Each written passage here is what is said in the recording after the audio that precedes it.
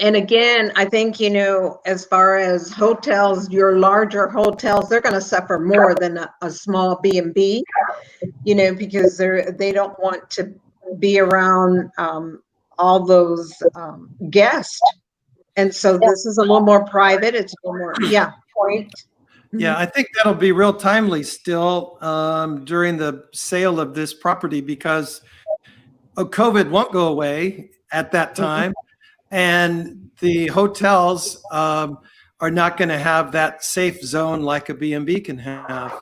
And I think we bring that up as well. I think it's perfect timing. And that's what I said to them. Think about it, Jeff. Oh gosh, I think I've talked to him every night since you guys were on there.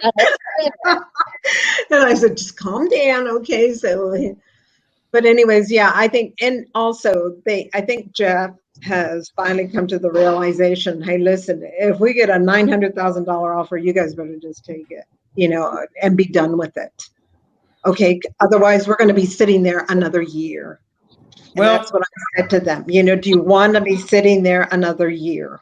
How much are they going to spend to make that extra money? Yeah. Mm-hmm. That's right. And the upkeep, right. And we tried to ask them, but I never got a good sense of what they put out every month. We kind of danced around it, but they really wouldn't go there the last time we talked. I have those, the financials that he did for last year, and it'll show you there, but still they're running at just them too. If they were to hire a gardener like they did at first, and, the wait staff and, the wedding planner, everything. But we do know that they owe 500,000 plus on it, right? Yes. That was a big shock to me. We have a first and a second that we're dealing with, that makes a big difference. Yeah. Yeah. So I think a big point is, and I don't know, maybe Amy, you were talking about this when Amy and I spoke previously about kind of where is their point. I think we got to figure that part out. So that we're kind of more leading the conversation than them telling us how it's going to go. I think we need to find a place where we can talk to them about, and you said it yourself, Marta, that they're kind of done with it. Yep. But even if they're done with it, are they going to put their foot down and say, well, 1.2 million or nothing? Yeah. Yeah. They're going to have to come to that realization. Amy, that's your job. Okay. I think that if we're in unity about it, I really think it might, who knows? We could just do such a great job and hit it just right that we do 1.5 or whatever, some crazy number. But what I would feel much more comfortable about digging in and going after it if we had a $800,000 or $900,000, minimum on a contract. And then they could see and just kind of managing seller expectations is one of the biggest parts of selling at auction. And we just got to start early. And if they're just want to play hardball and they want to carry the tone of the conversation, I think we just say, well, good luck, and play poker a little bit. Mm-hmm. Well, and that's why I said to Jeff, do you want to be sitting there another year? I mean, you tell me, okay, either, we're going to run with this and, get it sold, or we're going to be sitting there another year, And Amy, can you address so that we all know, what about the other auction company? What do they typically, like when you're working with our friend Jeb, what's the take there? Does Jeb take 30% or what's the standard thing? Because they're not working it like we're working it as a real estate company. Are they doing they're talking to another auction company about the personal property? No, all of it. Or who knows? They may, they may say we'll do it at 10 and 10. And I'm more concerned about the real estate. If we got the real estate, and then they want to do the personal property, I think they're going to be a bigger pain in the ass on the personal property than the real estate. Frankly. They are. They really are. Jack is. Jack is. Because he didn't want to. He didn't want to split it up, did he? He said it all has to go one turnkey. And I could see that as well. If you're selling a B&B and a wedding venue, and all you have to do is come in and open the door, and it's all there for you. Yeah. The I'm just saying website, if everything. Yeah. if the other company's bidding on doing selling real estate and then selling the personal property separate, I think we just kind of shy away from that. I don't want to get the guys No. look, the money's in the real estate. No. Any good auction company, if they're online and they're doing the right marketing, is going to bring more than any on-site sales ever going to do. So we can compete against any personal property auctioneer and pretty much any real estate auctioneer that I'm aware of, especially in this state. Yeah. Mhm. And you know everybody.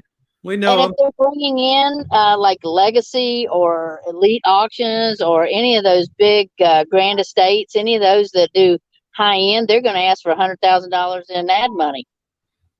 Right. And that's what I'm getting at. Yeah. Yeah. So if they want a good job done at a fair cost to them as far as marketing is concerned, we can do that. And if they really want us to go all out, I think they're going to have to really, like, that money they were going to spend on an appraisal, I think really go, we could hit everybody. You broke up, Amy. Could you repeat yourself? You were breaking up. We're You were talking about the appraisal money. there.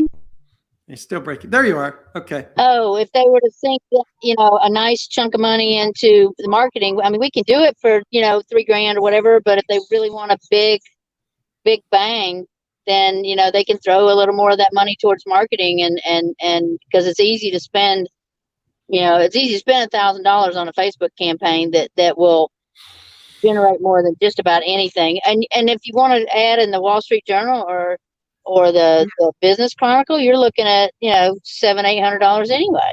That's for just little. I just think we can really get the word out. Yeah, well, in our luxury division, Lori Lane, I don't know if you've met her, George, or not, but Lori Lane, she's the luxury division director. So she would direct us on as far as doing something with Business Chronicle. Okay. So I'm sure they get special pricing because, Yeah. I ran several ads myself. Somehow, maybe we can get some press out of this. I'll talk to everybody I know because this is That's kind what of I a cool was gonna say, story. George. It's a good story. Good press release. Yeah, well, and also we do it from the point of view of is there a different world past COVID and what's safe? And you do it kind of what we talked about, that bed and breakfast could have a resurgence, and I don't know. And the place is so beautiful that maybe I'll call my friend Patrick Crosby at the Business Journal, and maybe I don't know. We got it. I think a news story is whatever you want to put on, but we got to make it sound like a news story, not just a sales pitch. And to me, it's a beautiful property, and it's an up and coming Greensboro, and it's a safe haven during COVID. So there's a few angles, but it just gets it out there. It gives it more credibility. And I think that's what Jeff wants to see, because he says, I can feel a sense of, a big flood of new buyers coming from, like you said, New York, Las Vegas, California, that are looking at this and saying, hey, now's our time to get out. Okay. We've been on lockdown. We've been here for the last 3 months. We got to get out of here. Let's go to the smaller city. Let's start up our own business where we won't have to be furloughed, or we won't have to lose any money, Yeah. I think that's, And if Amy was saying, if the hospitality companies that have this series of bed and breakfasts and they operate them, then that's another market too. Mm-hmm. I think, one of the things we can do is reach out. We can pull lists of brokers that specialize in this type of this type of asset and in those bigger markets, and definitely send them a personal email. I think that's something that a lot of these other companies aren't going to do. And especially with the BHHS network of commercial agents. Yep. So what I'll do is, now let me tell you, Jeff had said that, yesterday's cafe is there. George, are you familiar with yesterday's cafe there in Greensboro? No. Well, it's like a landmark. Okay, they are thinking of not even opening up. Really? So one of the things that I want you to look at there at the B&B, they have a caterer's kitchen, but it can be extended into a full service kitchen. Okay, so that would be great. They could open up a 5-star restaurant, and have private dining there.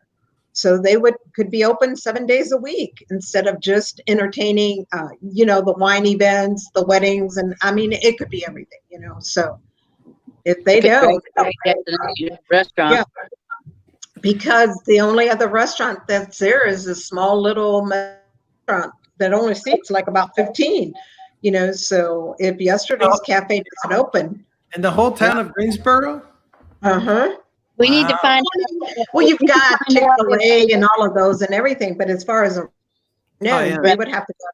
Yeah. We What should about find out if the Yesterday Oak Cafe owns their building, if if they need an agent. There you go. Well, and I don't know. I've spoken with her, but I'll send you the article because it was in the newspaper. Good deal. Okay. So you guys can read up on that too. Okay. Send us a bunch of stuff. I'll work on this proposal tomorrow. I'll work on some of this document tomorrow, and then share it around with you guys, and then maybe you can send me. I'm not sure quite how it works. I'm not real savvy on the Moxie Present yet, but let's figure out between us. We'll put together something and get your bios in there, and I'm pretty good at Moxie Present. Yeah, I took the Moxie Present class, and I've done about 6 little things on Moxie Present. It's fun. It's real easy. Yeah, and we can even get Kelly, our marketing person there, out of our office to help us also, George. So if we needed to do any of that. Perfect. So we'll coordinate tomorrow afternoon. I'll be able to dig in the morning. I've got kind of the basic outline of what I want to put in, and then y'all can flesh it out. And sounds good. Okay. I suppose what I'll be doing is kind of getting a big picture on some of the wording and some of the videos, and just kind of give it a look and a feel to it. Put down some words and thoughts about that. I could do that. Okay. Perfect. Sounds good. All right, and then let's talk again tomorrow before we go on Friday, and let's just kind of, once we know better what we're gonna say, then let's maybe come in like knowing how we're gonna say it. So you want to do? Can you guys do another one of these? Yes. Marta, can you handle it now? I can handle it, George. It's very easy. It's super easy. He says, I don't see your face. I don't see your face. Okay, here it is. Some might say that's not a bad thing. Okay. Oh, well, with all this gray, I don't know. Oh, anyway, so that's great.